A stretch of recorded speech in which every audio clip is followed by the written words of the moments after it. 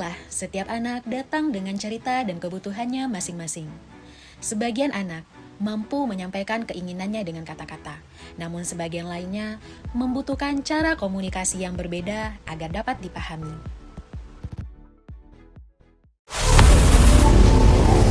Inilah Visa Inklusif, praktik baik dukungan visual berbasis AAC untuk membantu anak disabilitas memperoleh akses komunikasi yang lebih mudah, konkret, dan bermakna.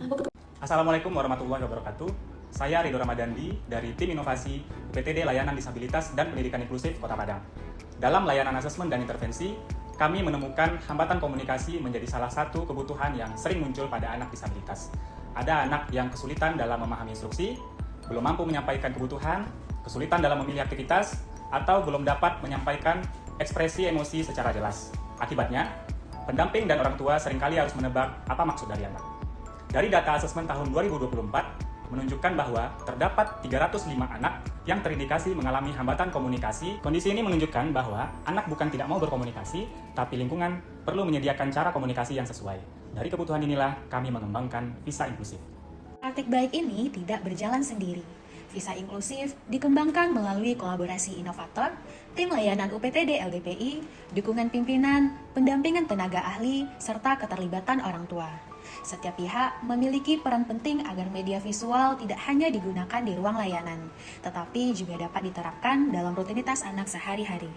Inilah kolaborasi Visa Inklusif, Ibu Yosia Selawati, Ibu Gama Hartadini, Ridho Ramadandi, Mike Juniati, Ridho Herdiansyah, Anissa Harmiza Putri, Anita Septiara Sari, Rahma Daniati, Nadira Hilmi Israr, Shania Delma Yusran, Amanda Hall, Papa Rara, Umi Fatimah, serta seluruh tim UPTD LDPI.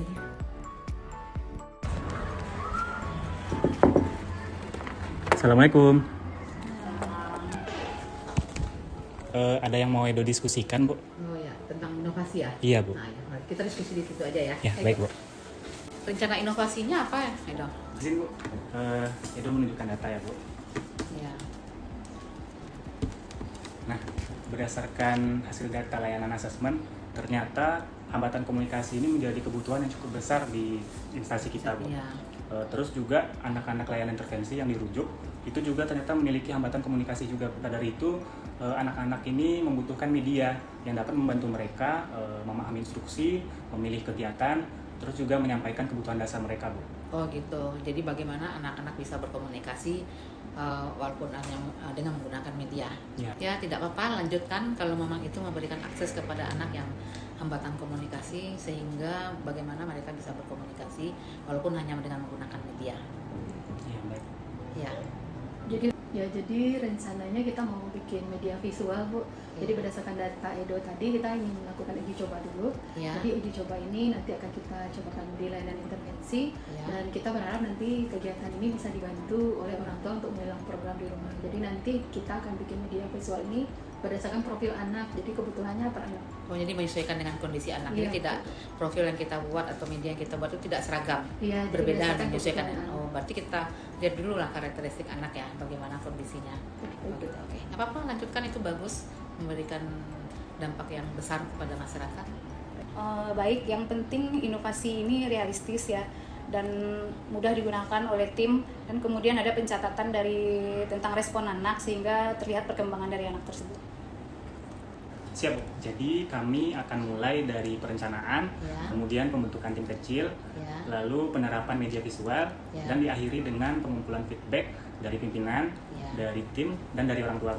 Baik, untuk kegiatan ini Ibu menunjuk Edo sebagai koordinator kegiatan dari inovasi ini. Walaupun Edo yang menjadi koordinator, tapi semua teman-teman harus dilibatkan untuk bekerja sama semuanya. Baik. Dalam praktik layanan, hambatan komunikasi dapat membuat proses asesmen dan intervensi berjalan lebih lama. Anak mungkin belum memahami kalimat verbal yang panjang, belum mampu menjawab dengan ucapan, atau bahkan belum tahu cara menyampaikan kebutuhan sederhananya, seperti ingin istirahat, minum, bermain, atau ke toilet. Tantangan ini tidak cukup dijawab dengan meminta anak berbicara saja. Layanan perlu menyiapkan jembatan komunikasi yang lebih konkret dan mudah dipahami. Tahap pertama adalah perencanaan. Tim asesmen membaca dan menelaah data hasil asesmen, lalu mengamati kebutuhan anak dan memetakan anak yang mengalami hambatan komunikasi. Perencanaan dilakukan agar media tidak dibuat seragam untuk semua anak. Setiap anak memiliki kebutuhan yang berbeda. Ada yang membutuhkan jadwal visual, ada yang membutuhkan kartu pilihan, ada yang membutuhkan papan komunikasi kebutuhan dasar, dan bahkan ada yang membutuhkan simbol dengan ukuran yang lebih besar sesuai kemampuan sensorik dan motoriknya. Selanjutnya adalah tahapan kedua, di mana pada tahapan kedua ini tim akan berbagi peran, di mana setiap tim akan belajar menyiapkan media, akan mengumpulkan data-data anak-anak, dan mereka akan melaksanakan dalam kegiatan layanan. Pelaksanaan kegiatan layanan ini akan berkolaborasi tentunya dengan orang tua. Nah, kolaborasi ini bertujuan agar AAC tidak hanya bergantung kepada satu orang. Tahap ketiga adalah penerapan. Media visual digunakan dalam kegiatan layanan secara bertahap. Pada anak yang sulit mengikuti alur kegiatan, tim menggunakan jadwal visual atau kartu urutan aktivitas. Kemudian, pada anak yang sulit menyampaikan kebutuhan, tim menggunakan papan komunikasi dan kartu pilihan seperti makan, minum, istirahat, bermain, atau ke toilet. Kemudian, pada anak dengan komunikasi verbal yang belum jelas, akan digunakan gambar dan simbol sebagai penguat pesan. Prinsipnya adalah anak diberi contoh, lalu diberi pilihan. Kemudian, anak diberi waktu untuk merespons. Respons inilah nantinya akan dinilai sebagai bentuk komunikasi. Tahap berikutnya adalah pendampingan orang tua dan penyesuaian media. Orang tua diberikan contoh cara menggunakan visual support di rumah. Misalnya memberi 2 pilihan, menunggu anak menunjuk, atau mengulang simbol secara konsisten. Jika media belum sesuai, tim akan melakukan perbaikan. Misalnya gambar dapat diperbesar, pilihan dapat dikurangi, atau simbol diganti dengan objek yang lebih dikenal anak. Dengan cara ini, media benar-benar disesuaikan dengan kemampuan dan kebutuhan anak. Visa inklusif menjadi langkah penting bagi UPTD LGBPI Kota Padang karena inovasi ini menjawab kebutuhan nyata dalam layanan. Dukungan visual membantu tim bekerja lebih terarah dan memberi kesempatan kepada anak untuk berkomunikasi dengan cara yang lebih sesuai. Harapan kami, praktek baik ini dapat terus dikembangkan dan menjadi bagian dari budaya layanan inklusif. Assalamualaikum warahmatullahi wabarakatuh. Ibu dari anak yang bernama Fatimah Azahra. Jadi sejak ada program AAC, penggunaan kartu AAC, di situ lebih memudahkan Fatimah bagi orang tua lebih mengetahui apa keinginan Fatimah.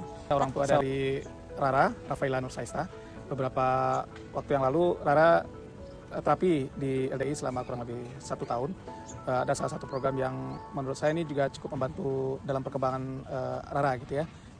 AAC, seperti mengarahkan Rara untuk bisa berkomunikasi dengan kita. Di kami, visual support membantu untuk memberikan pelayanan lebih jelas. Instruksi tidak hanya diberikan secara verbal dan juga bantuan isyarat, tapi juga diperkuat dengan adanya visual. Dampak awal visa inklusif terlihat dari perubahan-perubahan sederhana yang sangat berarti. Mulai dari anak terbantu memahami urutan kegiatannya, mampu mengutarakan pilihannya melalui simbol, hingga menjadi lebih tenang saat rutinitasnya divisualkan. Perubahan ini merupakan langkah awal agar anak dapat menyampaikan kebutuhannya dan memahami lingkungan dengan lebih baik. Visa inklusif lahir dari kebutuhan sederhana namun sangat penting.